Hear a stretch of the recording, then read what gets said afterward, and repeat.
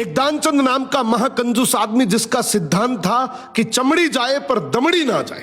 एक बार पत्नी बोली, इंसान का शरीर मिला है, कुछ तो दान करो। बोला नहीं। पत्नी बोली, एक बार गंगा स्नान कराओ, कुछ तो पुण्य मिलेगा। बहुत समझाने के बाद मन ही मन सोचा, पैदल जाऊंगा, स्नान करके घर आ जाऊंगा, क्या ही लगेगा। अब वो जैसे ही गंगा में डुबकी लगाने लगा, भगवान ने उसकी परीक्षा लेने के लिए पंडे का रूप धारण करके सामने खड़े हो गए। वो जैसे ही बाहर निकला, भगवान बोले, जजमान की जय हो।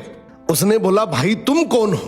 बोले, हम पंडा हैं, बड़े संतोषी ब्राह्मण हैं, वैसे तो कभी कभी आते हैं, तुम्हारे जैसा भी कभी कभी आता है, साल साल भर का खाना दे जाता है।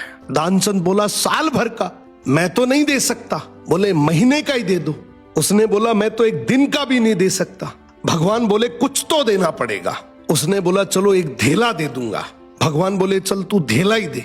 बोला, वो भी अभी नहीं, उधार ले लो। भगवान बोले, ठीक है। अब कुछ दिन बाद भगवान वही पंडे का रूप लेके उसके दरवाजे पे आ गए। पत्नी ने पूछा, तुम कौन हो? बोले, मेरा उधार लेने आया हूं। पत्नी अंदर जाके बोली, बाहर एक पंडा आया है, कुछ उधार है? बोला, हाँ, लेकिन तू बोल दे तबीयत खराब है। पत्नी ने वैसा ही किया। भगवान बोले, चलो जजमान के ठीक होने तक का इंतजार करते हैं, खाना ले आओ। पत्नी फिर अंदर जाती है और बोलती, वो पंडा तो यहीं चौकड़ी मार के बैठ गया। वो बोला, बोल दे मर गए। पत्नी जैसे ही आकर बोलती है, भगवान तुरंत खबर फैला देते हैं कि दानचंद गुजर गए। अब धीरे धीरे लोग इकट्ठे हुए, उसे बांध कर ले जाने लगे। पत्नी बोली, अरे मरे नहीं है। लोग बोले, ये तुम्हारा मोह है। अब भगवान ने भी हार मान ली कि ये मर जाएगा लेकिन कुछ देगा नहीं।